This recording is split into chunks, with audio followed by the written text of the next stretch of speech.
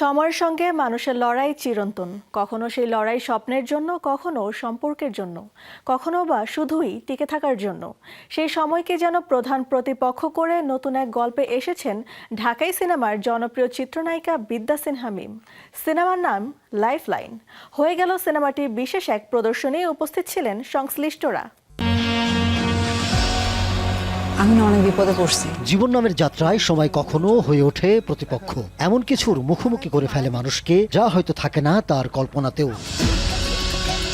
আবার এমন অনেক কিছু করতে হয় মানুষকে যা তিনি ভাবেননি কখনো।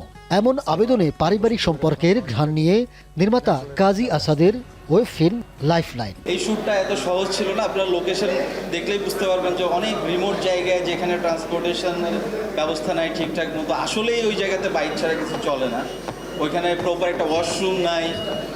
সো অনেক কষ্ট করে আমাদেরকে শ্যুট করতে হয়েছে এবং সেই জায়গায় পুরো কাস্টম ক্রু, আমার পুরো টিম একদম মানে যতটুকু ডেডিকেশন দেয়া যায় আমরা চেষ্টা করছি। চলচ্চিত্রে নানা ধরনের চরিত্রে অভিনয় করলেও ওটিটির জন্য নির্মিত একটি অরিজিনাল ফিল্মে মিমকে দেখার সুযোগ এর আগে খুব একটা হয়নি। লাইফলাইনে তিনি এসেছেন অনন্য চরিত্রে, মুগ্ধ করেছেন অভিনয়। আমার করা ডিফারেন্ট একটা কাজ, ডিফারেন্ট গল্পের কাজ, কিন্তু এইটার যে গল্পটা, এটা আসলে আমাদেরই গল্প, এটা আমাদের পরিবারেরই গল্প।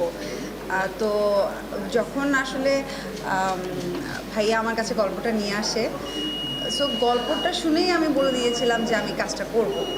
এবং তারপর তো আমাদের জার্নি শুরু হলো, এবং জার্নিতে গিয়ে আমাদের এই ছবির একটা ইস্যু হচ্ছে যে এত ভালো ভালো কোয়ার্টিস্ট ছিল যে অ্যাক্টিং করছে এটা কখনোই মনে হয় নাই। আছেন খায়রুল আলম সবুজ, গাজী রাকায়েত, আখমা হাসান, নাজদিন হাসান চুমকি। আমি খুবই আনন্দ পেয়েছি এবং আমার কাছে খুব ভালো লেগেছে যে ওর যে এই কাজটি এবং তার যে রিয়েলাইজেশনটা এবং সে স্ক্রিনে দিতে পেরেছে। এবং আমি বিশ্বাস করি যে এইটার জন্যে আমরা আরও কিছু কথা শুনব। আমার মনে হয় বর্তমান জেনারেশনের প্রত্যেকটা ছেলে মেয়ের এটা দেখা উচিত।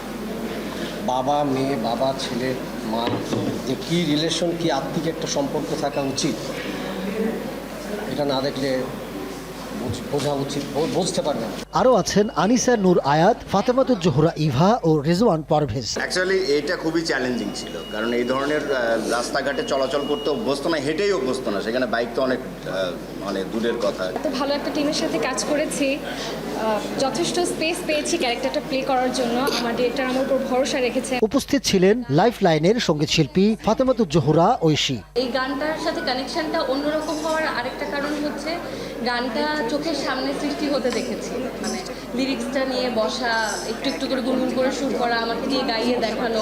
সংবাদ সম্মেলনের শেষে গানও গেয়ে শোনান তিনি।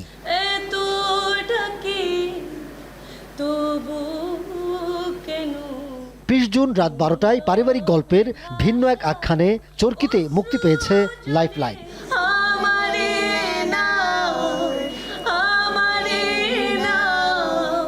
Ahmed Tauquir, showbiz tonight.